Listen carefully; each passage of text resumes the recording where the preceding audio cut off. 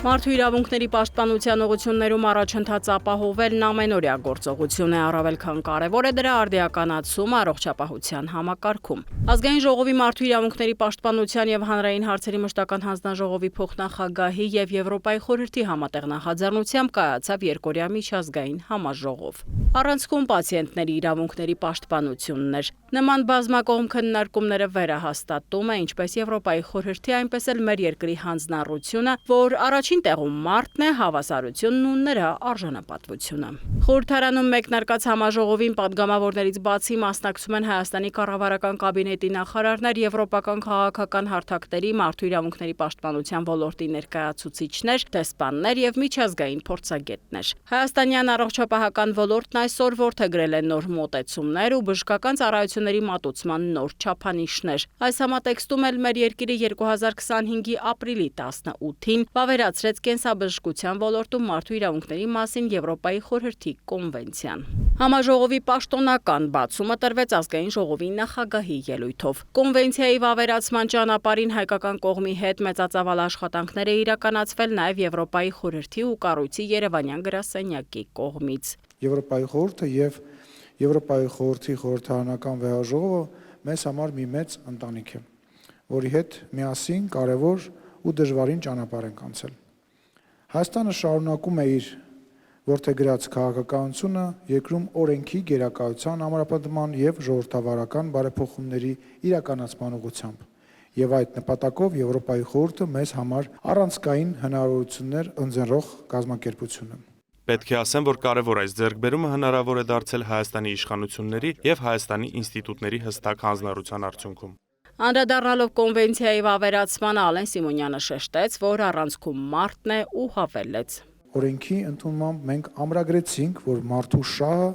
ու բարեկեցությունը գերակա են։ Մենք օրենսդիրներս ՀՀ կառավարության եւ Եվրոպայի խորհրդի մեր գործընկերների հետ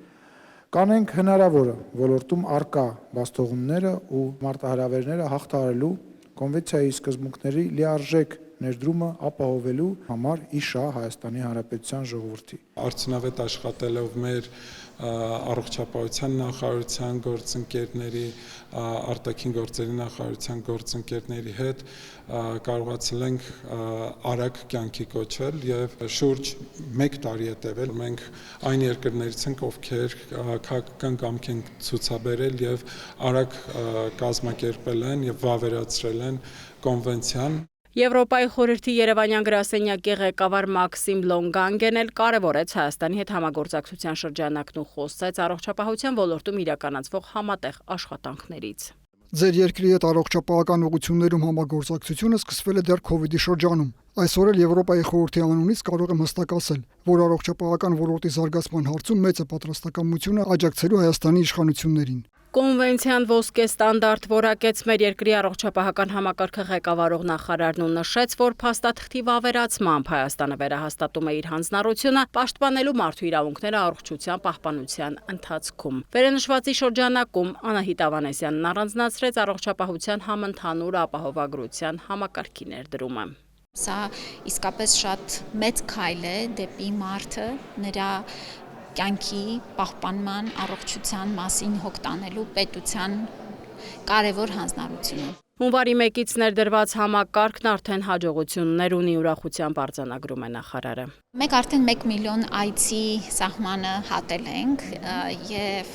մի կողմից մենք ունենք տասնյակ տարիներին հետաձգված բժշկական օգնության կարիք, որը մարդիկ սկսել են դիմել եւ ստանալ։ Իհարկե այս գոհունակությունը եւ այս դիմելիությունը պիտի հանգեցնի մեր երկրում մարդկանց առողջական ցուցանիշների լավացման, կյանքի որակի բարձրացման, մարդկանց ապահովության զգացման փոփոխությանը։ Սա մեր ամենամեծ ձեռքբերումը։ Երկօրյա համաժողովի պատվիրակները համակողմանի անդրադարձան կոնվենցիայի դրույթներին, մատնանշեցին մարդու առողջության պահպանման ու դրա ապահովման ուղղված արդիական մոտեցումները։